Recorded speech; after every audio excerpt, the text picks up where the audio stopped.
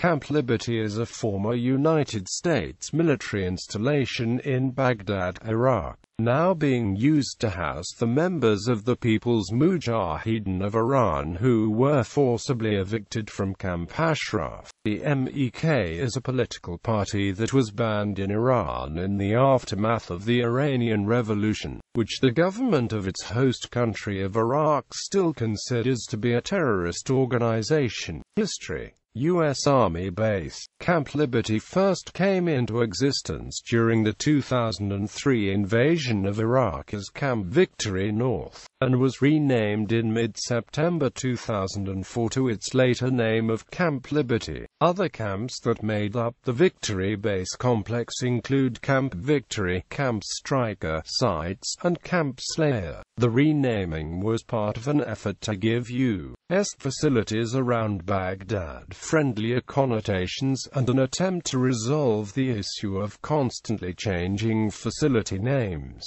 During the Iraq War, following the 2003 invasion of Iraq, the base was a large coalition military installation located northeast of the Baghdad International Airport, becoming part of the U.S. military's Victory Base complex.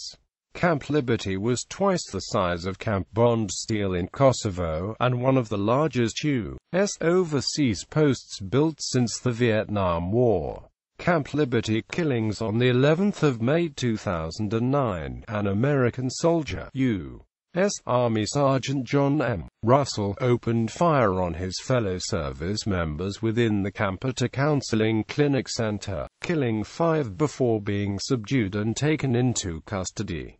Forcible eviction of PMOI residents from Camp Ashraf to Camp Liberty, under strong pressure by the Iraqi government, whose declared will is to expel the People's Mujahedin of Iran from Iraq, but who was aided as well by the United Nations Assistance Mission for Iraq under the pretext to preserve the security. Near all of the 3,400 MEK residents of Camp Ashraf were forcibly moved to Camp Liberty in 2012. This helped partly to convince the United States, removing the MEK from its list of designated terrorist groups. 166 of the MEK members are wanted for committing acts of terrorism inside Iran, and the Iranian government is seeking their extradition. The Working Group on Arbitrary Detention of the UN Human Rights Council has categorized, in his opinion of May 2012, the status of the MEK residents in Camp Liberty, Camp Hurriya as arbitrary detention, and called the Iraqi government for the immediate release and lifting of all restraints upon the free movements of these persons.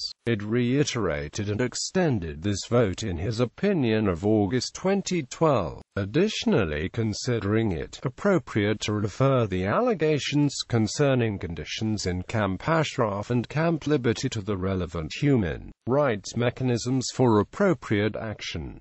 2013 rocket attacks. A rocket and mortar attack left at least 8 dead and nearly 100 wounded occurred at Camp Hurriya on the 9th of February 2013. Iranian residents of Camp Liberty and the representatives and lawyers appealed to the UN Secretary-General and U.S. officials to let them return to Ashraf, which they say is 80 times larger than Liberty and has concrete buildings and shelters that offer more protection. They argue that this move is all the more imperative because, according to the UN Refugee Agency and the U.S. Embassy in Baghdad, resettlement will take anywhere from 3 to 10 years. So, the residents would be at risk of further attacks, and the move to Ashraf would not hinder the resettlement. The United States has been working with the UN High Commissioner for Refugees on the resettlement project. On the 29th of April 2013, 20 explosions hit Camp Liberty, Camp Hurriya. Its residents accused the Iraqi government of failing to offer adequate protection or medical care. A deadly rocket attack occurred on the 26th of December 2013, killing 4 Iranian dissidents and wounding about 70. This was the last of a total of 4 rocket attacks to Camp Liberty in 2013.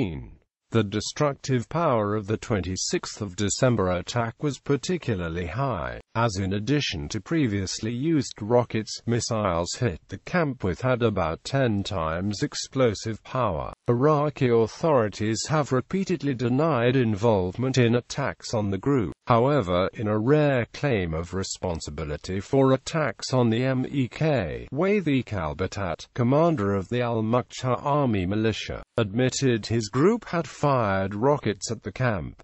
This army is a relatively new Shiite militia, which has said it is supported and funded by Iran. Battat is a former leader of the more well-known Kataib Hezbollah militia. The UNHCR called on the government of Iraq to urgently scale up security measures in the camp to ensure the safety and security of its residents. UNHCR urgently reiterated the need to find solutions for the camp's residents, and appealed to countries to find places for 1,400 persons from Camp Liberty that had been submitted for relocation since 2011, stating that only 311 residents were secured to third countries so far.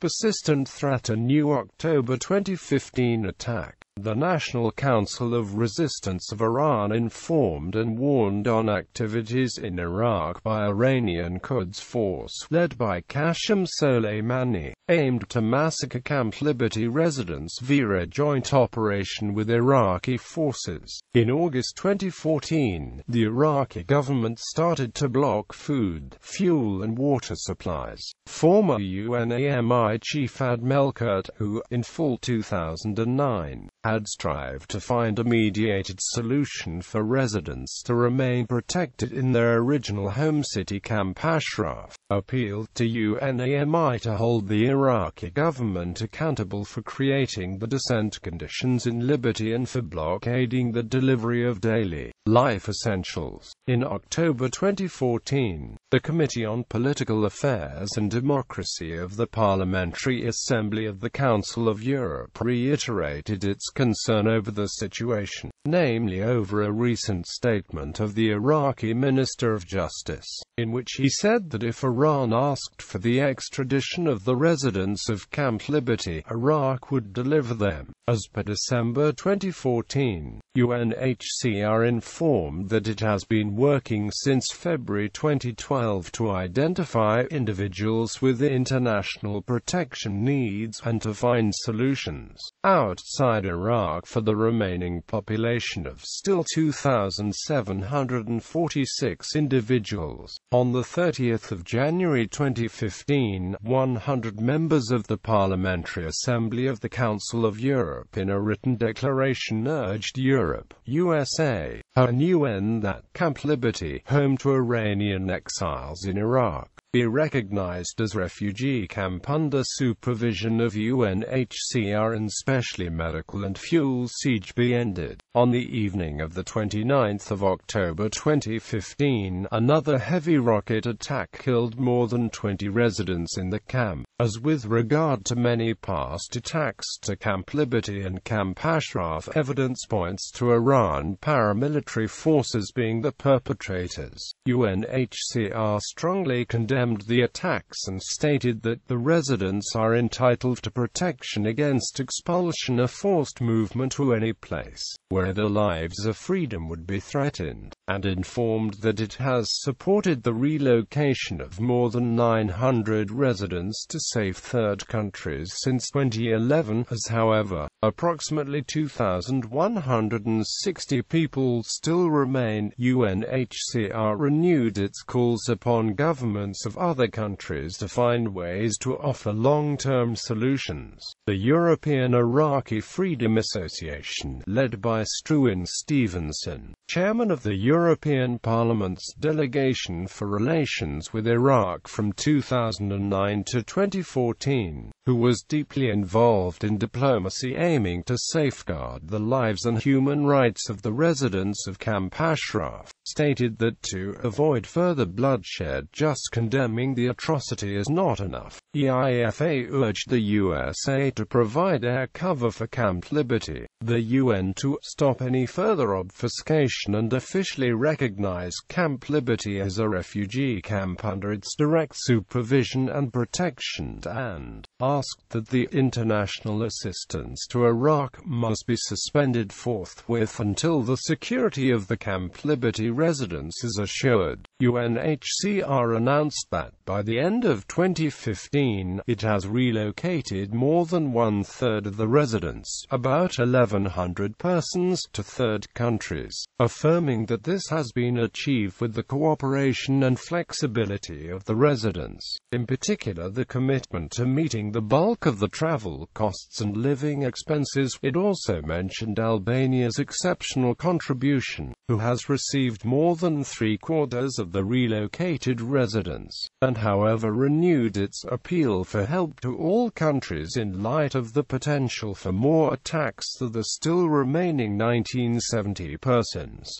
Bibliography: Stevenson, Struan, Self-Sacrifice, Life with the Iranian Mujahedin. Berlin, Edinburgh, ISBN 9781780272887. Formidra, Taha. The United Nations and Human Rights in Iraq. The Untold Story of Camp Ashraf. New Generation Publishing, ISBN 9781909740648.